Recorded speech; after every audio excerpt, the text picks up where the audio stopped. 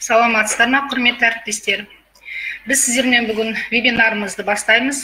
Біздің вебинарымыз менің әріптесім Айжан, педагогикалық шеберлік орталығының тренері, және мен Анар. Сіздерге жазылым дағдыларын дамытудың тиімді тәсілдері туралы өтпекпіз. Енді сіздер осы вебинардағы даусымыздың жақсы, дұрыс естіліп тұрғанын білу үшін бізге қосу белгісі немесе естіліп тұр деген белгілермен чатқа жазып белгі берсеңіздер.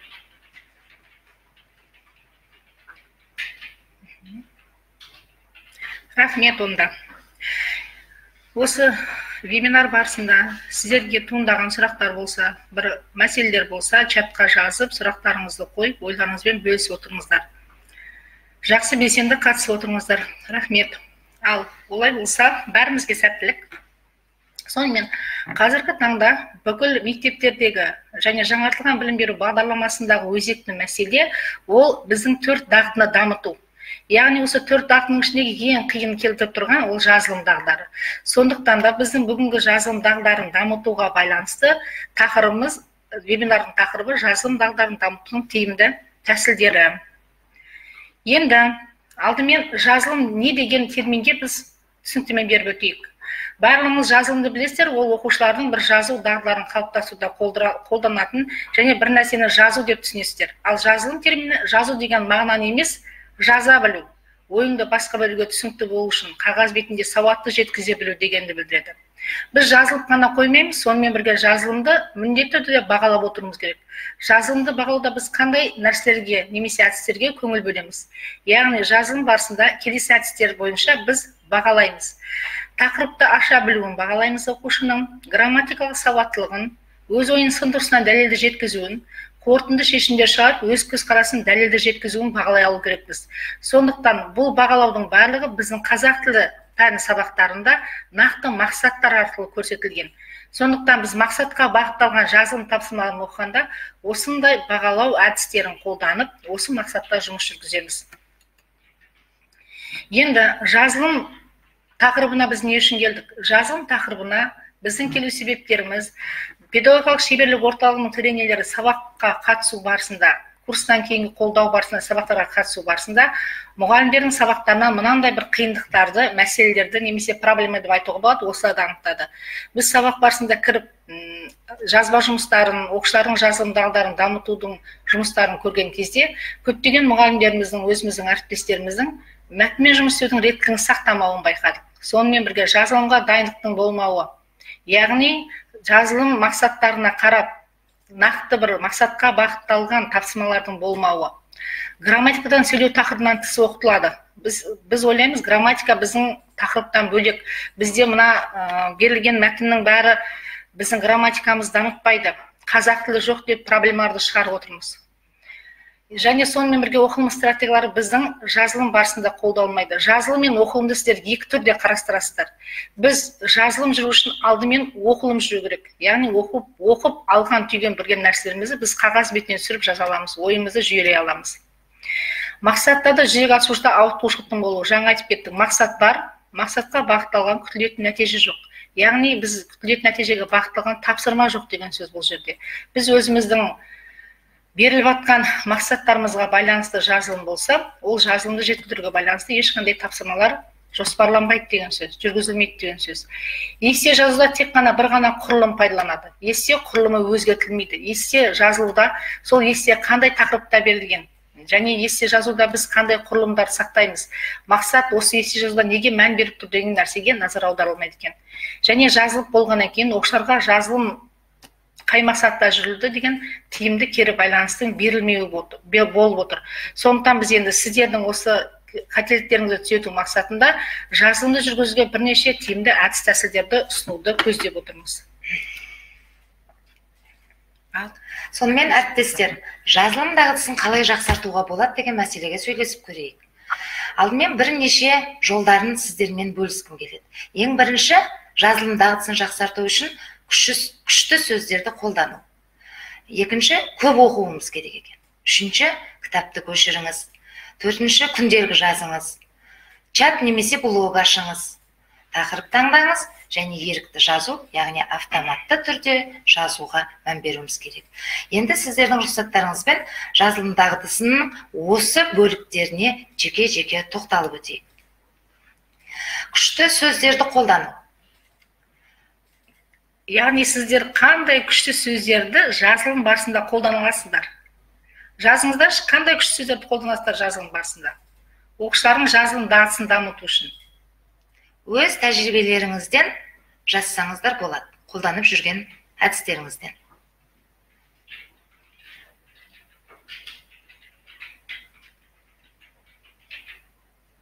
Рахмет. Енді сіздер бізге оқушылардың жазылым дағдысын дамытуда қандай күшті сөздерді қолданып жүрсіздер? Ол тек қана қазақ тілі пән мұғалімдері емес, барлық мұғалімдер жазылым дағдысын дамытуға бағытталған жұмыстар жүргізеді. Осы кезде сіздер қандай күшті сөздерді қолданасыздар? Начатқа жазсаңыздар, біз көретін едік. Қиындық келтіріп отыр ма сіздерге? Жарайды. Олай болса, сіздер ойланып чатқа жазғандарыңызша біз жалғастыра берейік. Біз өз тәжірибемізбен бөліскіміз келеді. Мысалы, сөз ойыны әдісі бар бізде.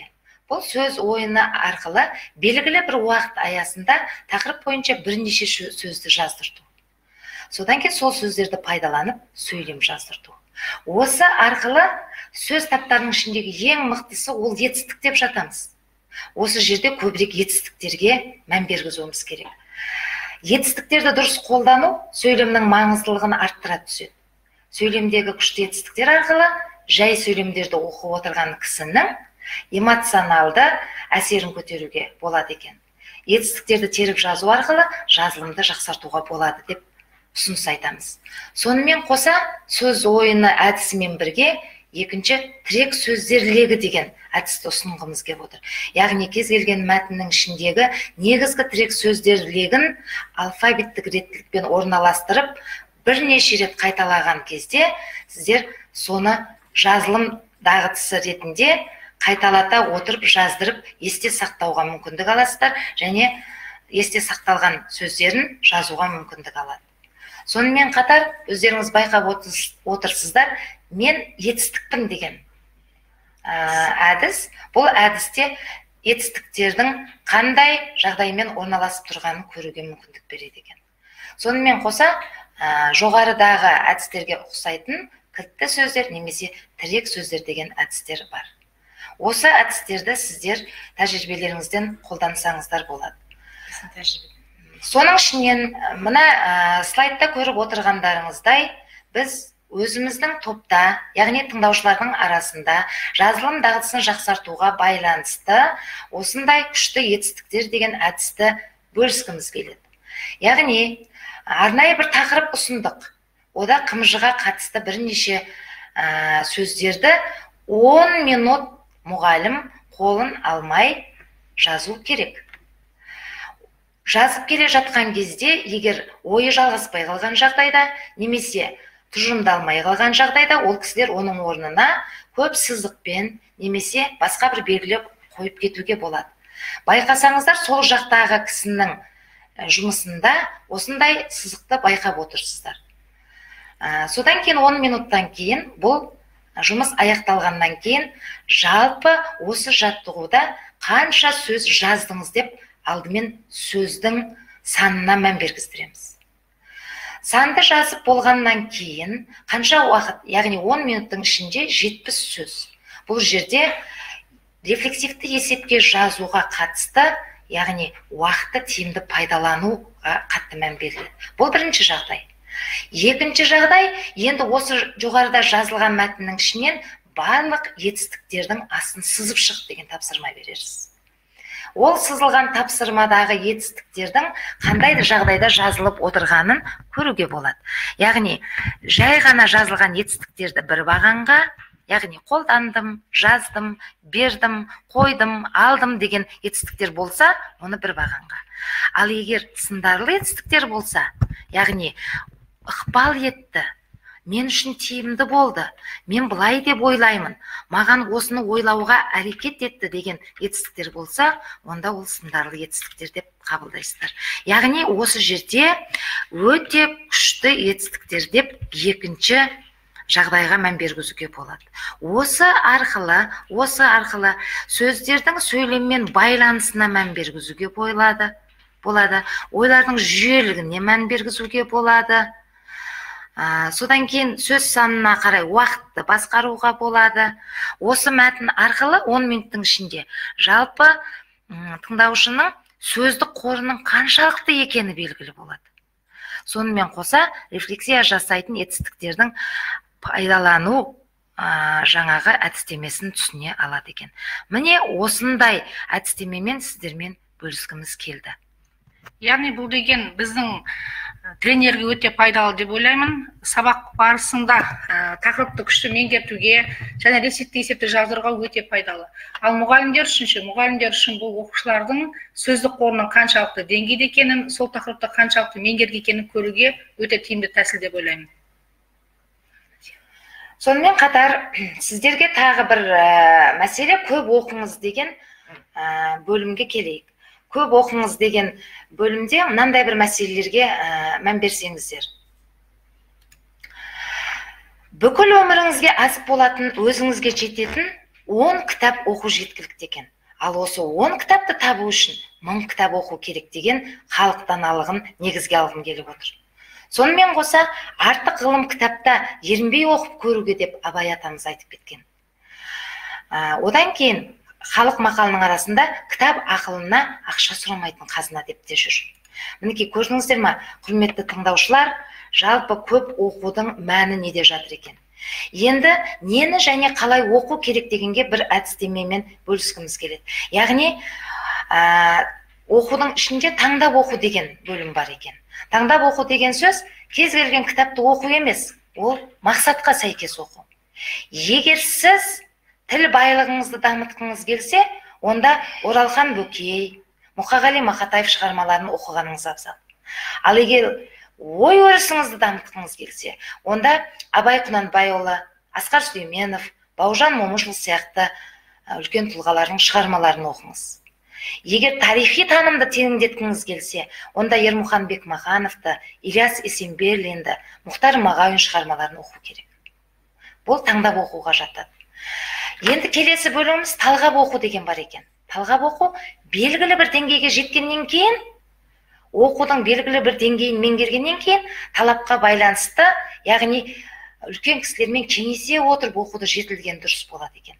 Енді нені оқысам екен, қай бағытты таңдасам екен, қай жағына қарай ауыссам екен деген сияқты талғап оқу бар екен.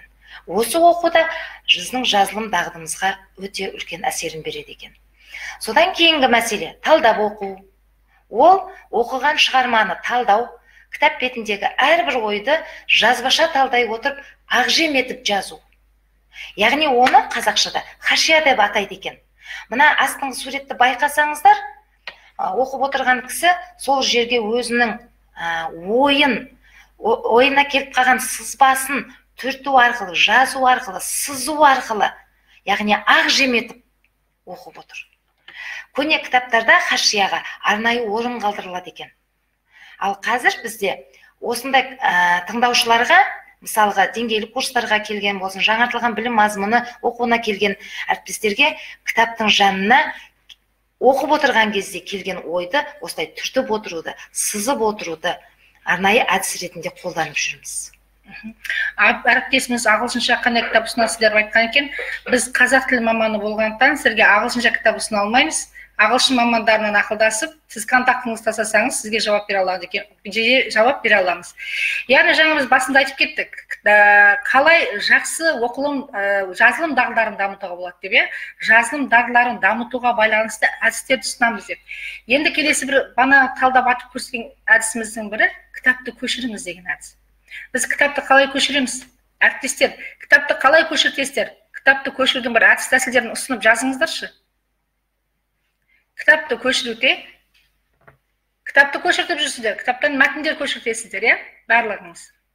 Ал сол кітапты көшірудің басқа бір әдіс тәсілдерін айта аласыздар ма, ұсына аласыздар ма? Жазсаңыздар чатқа.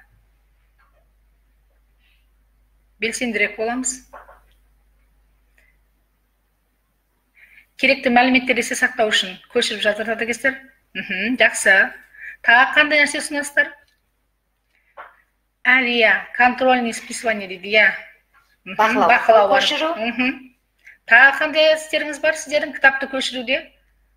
Кітапты түгел көшіртпей, тезисный план. Жақсы, өте жақсы.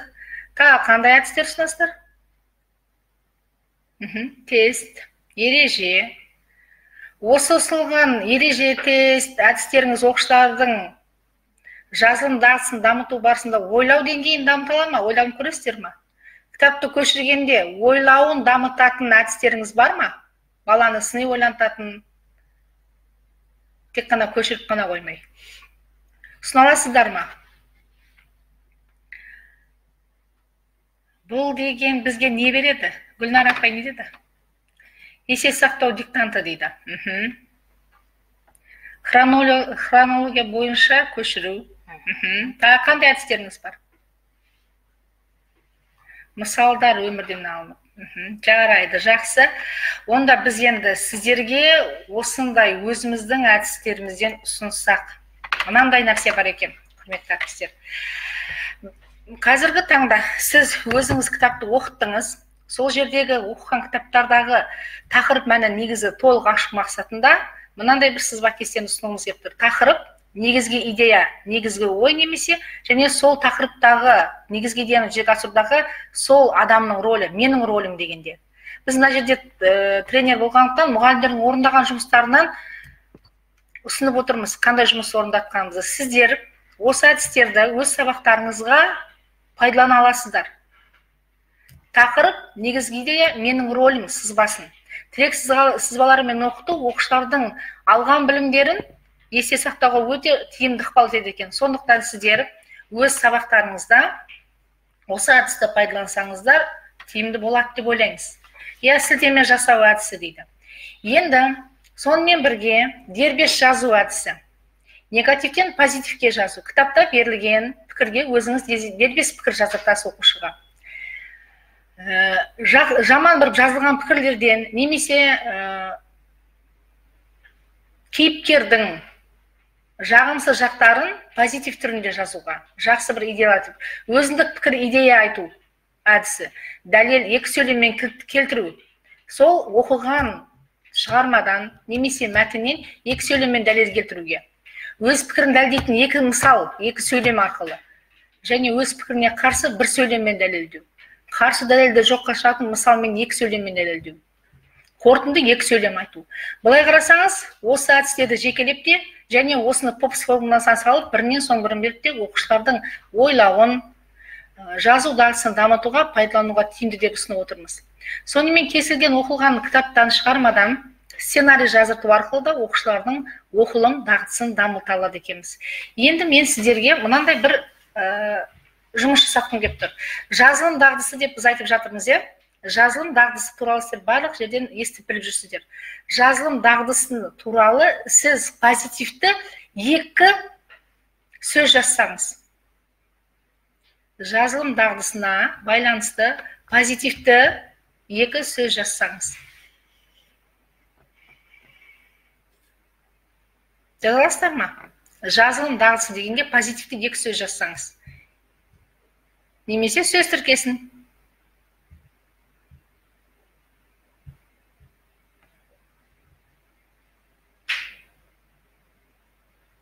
Әріптестер, жылдамырақ.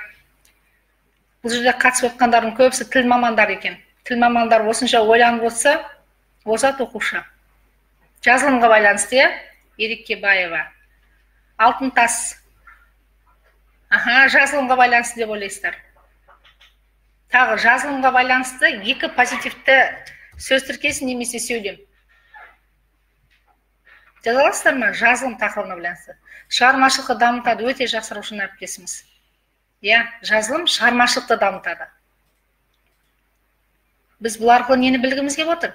Сіздердің жазылым туралы қандай ой пікірлеріңіз бар? Джиксо, бұл әдіс.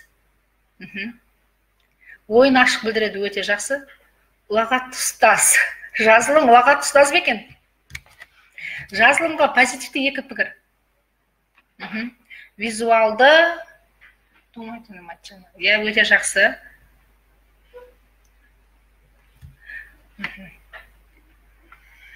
Сараланған тапсырма жазылым. Жақсы. Яғни біздің жазылым дегеніміз, ол біздің 4 дағдымыздың ішіндегі ең өнімді дағды. Тақырыпты аша алады. Жақсы, рахмет. Енді біз сіздерге күнделік жазу әдісін ұсынғымыз келіп отыр. Күнделікті қалай жаздыртасыздар? Қандай күнделік жаздыртып жүрсіздер сіздер? Қалай жаздыртып жүрсіздер? Күнделік жазуға байланысты өздеріңіздің әдістеріңізбен, тәжірибелеріңізбен бөліссеңіздер екен.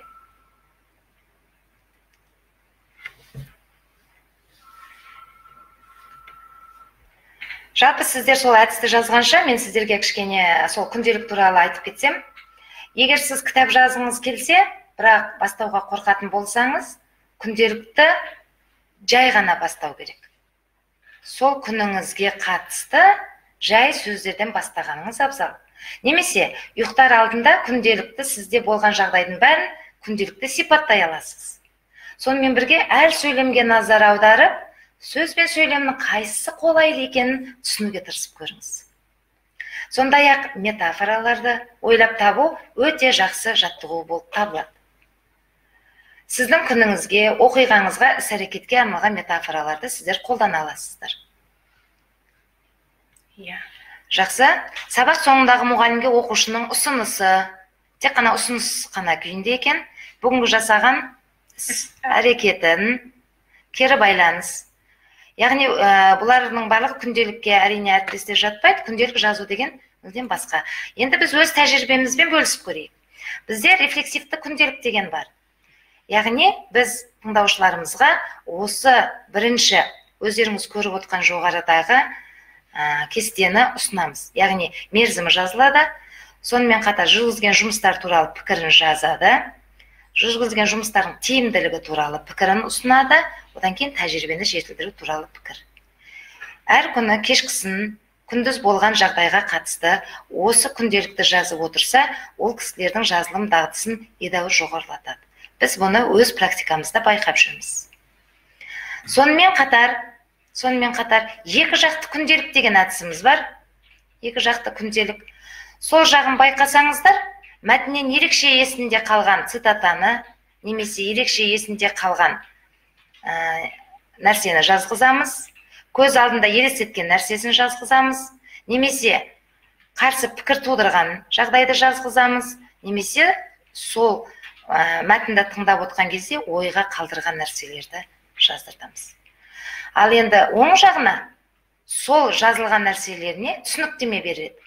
Яғни не себептен бұл цитатаны жаздыңыз, қандай ой туындады, немесе қандай сұрақ туындады деген.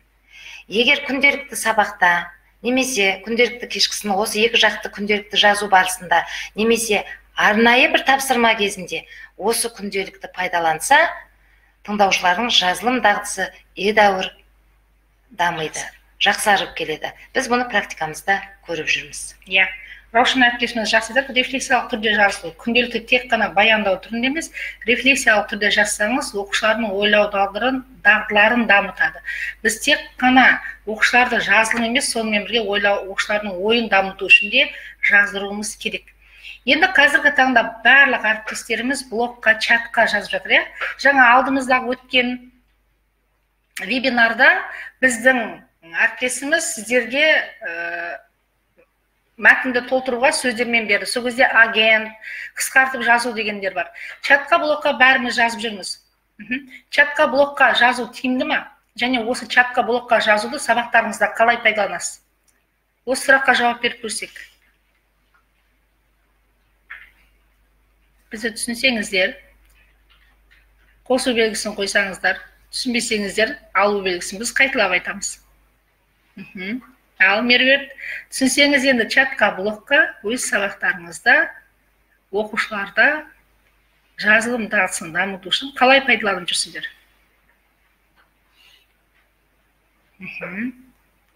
чатта бірден рефлексия жазамаймыз ғой, әріптестер. Міне сіздер, Әлия, сіз оқушылардың өзіңіз чатқа немесе блогқа жазып жүрсіңіз, оқушылар да жазылып жүр. Енді чатқа немесе блогқа жазу дегенде, оқушыларға осы чатқа жаздыру, блогқа жаздыруды сіз сабақтарыңызда қалай пайдаланып жүрсіз? Чатқа, блогқа не жазады? Бізге отчетқа сұрайды екен бұл кісілер. Қожымбетова апайдың аты Айжан. Чатқа, блогқа жаздыруда нені пайдаланасыздар? Ол не? Чатқа, блогқа не жазылады? Комментарий деген нәрсе келіп жатқан жоқ па ойларыңызға? Сонымен біз чатқа немесе блогқа жазғанда комментарий жазады екенбіз. Немесе өз ой пікіріміз жазамыз. Жақсы, Әлия. Енді жаңа біз айтып кеттік, бір сөйлеммен тұжырымдама деген пікір бар, әдіс бар деп. Сол әдісті мен қазір чатқа, блогқа жазуда пайдаланамын деп тұр. Біздің әріптесіміз, Абай деген әріптесіміздің Фейсбукқа жазған, чатына жазған бір-екі пікірін алдық.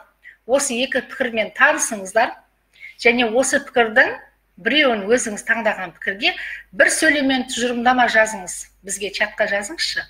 Біз қазір чатқа жаздырамыз сіздерді. Комментарий немесе бір сөйлеммен тұжырымдама. Біз қазіргі таңда осы бейбіт заманда жүріп, жазылым жазуға уақыт жоқ. 40 минутымыз жетпейді. Біздің өзімізде күнделік жазуға уақыт жоқ деп жатамыз. Ал Бауыржан атамыз соғыста жүріп күнделік жазып, 37 дәптер жазған екен. Оқи алып жатсыздар ма?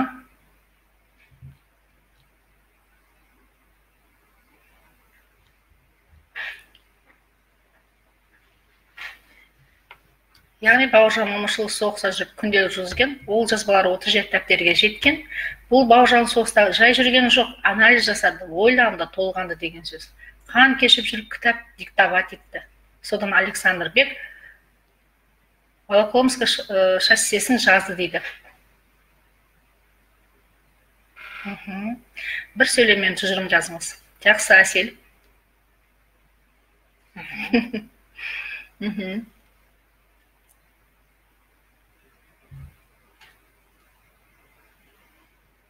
Егер соғыста іздене кітап оқуға болса, жайшылықта іздене оқуға болады деген сөз. Кітап оқуға уақыт жоқ, мүмкіні жоқ дейтіндер үшін дейді. Яғни біз келдік арналыпта. Еркебаева, Бауыржан атамыздың өз күнделігінде Волоколамскідегі ерікті жазды дейді. Жақсы, рахмет. Бауыржан Момышұлының танымы жоғары дамыған. Екінші мысалға да бар ма? Мысалы, әдебиет пәнінің оқу мақсаттары теорияға, талдауға негізделген. Дәл қазір мектептегі теориядан алшақтаңқырап қалған мұғалімдер оқу мақсаттарына келгенде қиналыңқырап жүр. Мықты мамандар да бар. Енді теорияны індетіп іздеп, ізденіп оқымай болмайды дейді. Біздің жаңартылған білім беру бағдарламасы қиын деген әріптестерімізге. Теория мен практика байланыстыру керек, Әлия. Жақсы. Әріптестер, жақсылап қатыссаңыздар, ойларыңызды білдірсеңіздер. Біз жазылым болған соң, әркімнің өз пікірі бар, Біз сіздерге нақты бір мынандай деген нәрсе ұсынбаймыз. Яғни бір сөйлеммен тұжырымдау оңай ма екен? Баланың қандай дағдылары дамып жатыр, қалай ойлайсыздар? Өте жақсы Раушан апай. Әріптесіміз теорияны үстірт оқытуға болмайды дейді екіншіге. Өте жақсы опай. Век живи, век учись. Оңай емес, оңай емес. Абай Бауыржанды көп зерттеген ізденіс. Жақсы Алмасқан. Рахмет. Яғни біз оқушылардың да, мұғалімдердің де жазылым дағдысы даму керектігін түсініп отырмыз. Мұғалімнің ізденісі ешқашан тоқтамау керек деп ойлаймын. Жақсы Шынар. Толық ақпарат алмайды. Неге толық ақпарат алмайды?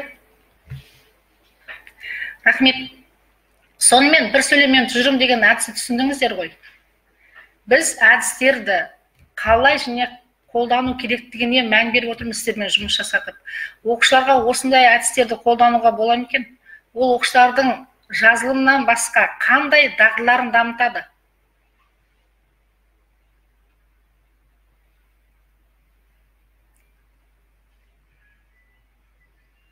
Жақсы, болады ма? Ізденісін, ойлау, айтылым, ойлаудағысын, ақпарат жинауын, ойлаудағысын, есе сақтауын, сындар ойлау қабілеттерін. Рахмет әріптестер, өте жақсы. Біз оқушылардың жазылымы арқылы тек мына жазылымдағысы емес, осындай да дағдыларын дамыта алады екенбіз. Міне, және 5-3-1 стратегиясы. Болса стратегиялар біз сабақтарда да қолданып жүрміз. Ойды суретке айландыр. Немесе суретті ойға айландыр. Сіздер қазір сурет көріп тұрсыздар. Көріп тұрсыздар ма? Неге жазып жатыр? Кім жазып жатыр? Осы суретті ойға айландырыңыздар. Қандай бір тұжырымды ой айта алар едіңіздер? Осы суретті.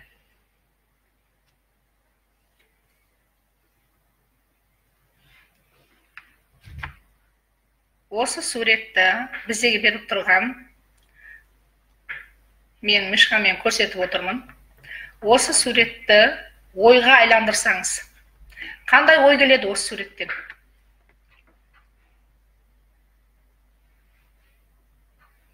Интернет қолдану. Жақсы.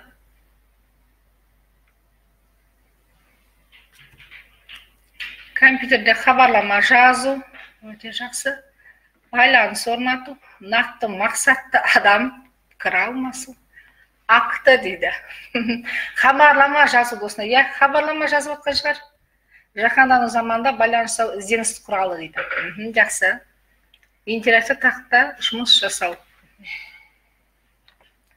Жаңашылыққа уақыт үнемдеу. Яғни сіздер осындай суретті ұсыну арқылы суретті ойға айландырып, немесе ойды суретке айландырып, оқушылардың шығармашылық дағдыларын дамыта аласыздар. Сондықтан бұл тек мына жазылым ойды дамыту емес, шығармашылыққа да баулу екен.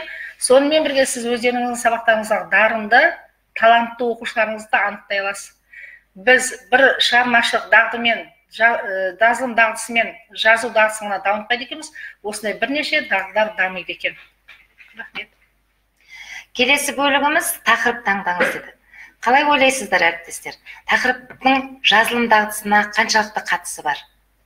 Осыған жауап берсеңіздер екен. Жазылым дағдысында тақырыптың қаншалықты маңыздылығы бар?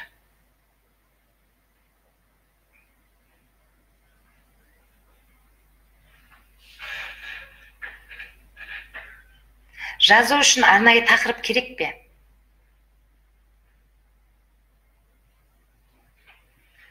Рахмет, Раушан әріптесіміз.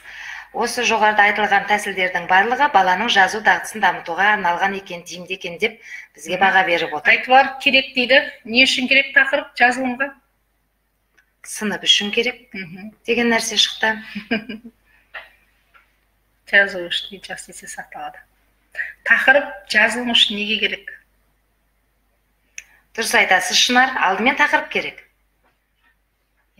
Бет алды немесе мақсатсыз біз жаза алмаймыз ғой. Дұрыс айтасыздар. Ойды реттеу үшін керемет.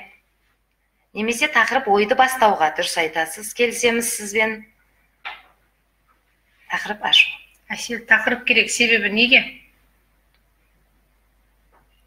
Тақырып нені ашады?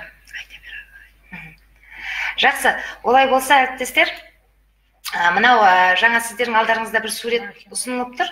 Сол суретке қарай отырып, қандай тақырып қояр едіңіздер?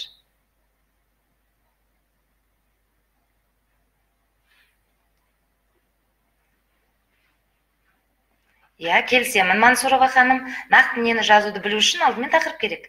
Мақсатқа жету үшін де тақырып керек, дұрыс айтасыз, Әсел. Мына алдарыңызда сурет, бірнеше сурет тұр. Осы суретке қарап, тақырып ұсына аласыздар ма?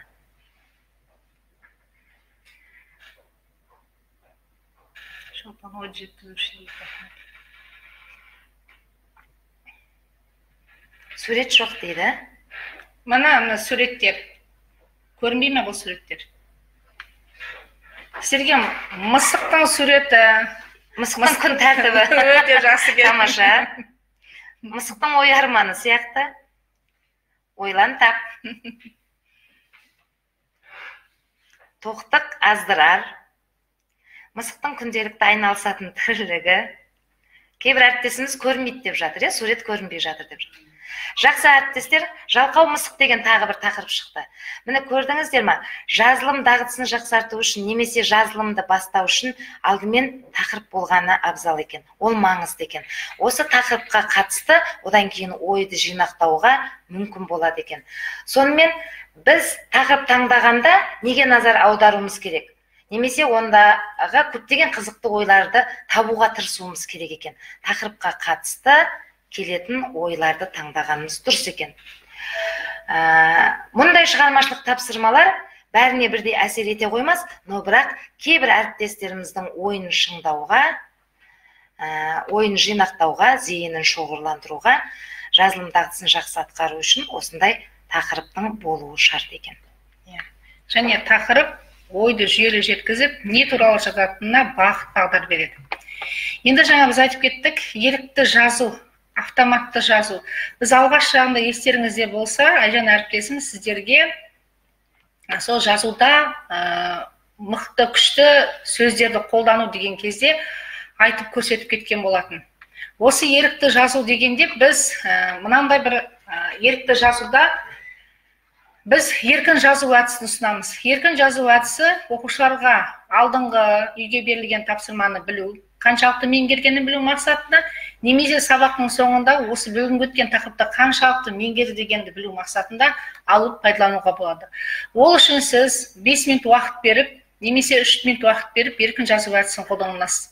Еркін жазу әдісінің алгоритмі оқушылар алған қаламсабын, ручкасын көтермей, үздіксіз жазып отыру керек.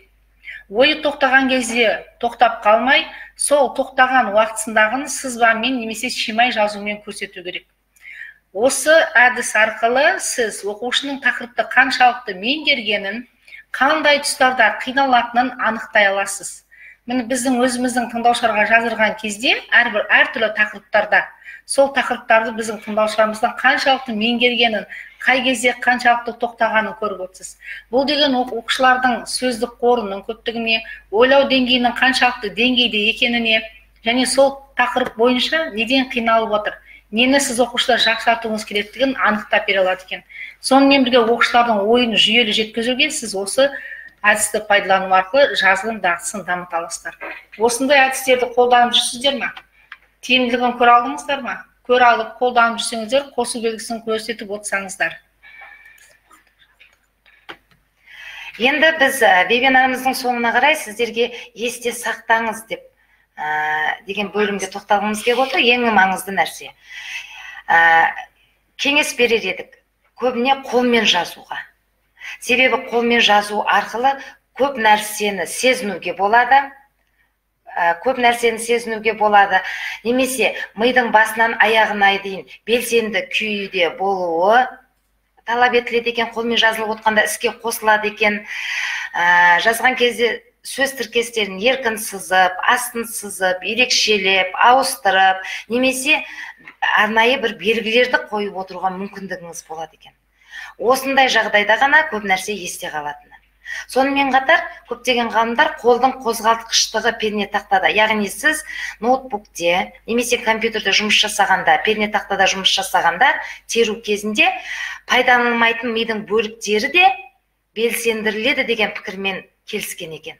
Яғни мидың көп бөлшектері жазылым барысында іске қосылады екен. Осы жерде тағы бір айтқым келген нәрсе, керемет хирург, 105 жыл өмір сүрген академик Углов былай деп пікір білдіреді. Жазба жүргізу кезінде бүкіл сезім мүшелері іске қосылады деп айтқан. Осының арқасында идеялар, ойлар тереңірек сіңіріледі деп тұжырым жасайды. Құрметті әріптестер, сіздердің осындай жазу шеберлеріңізді шыңдауда сіздерге сәттілік тілейміз.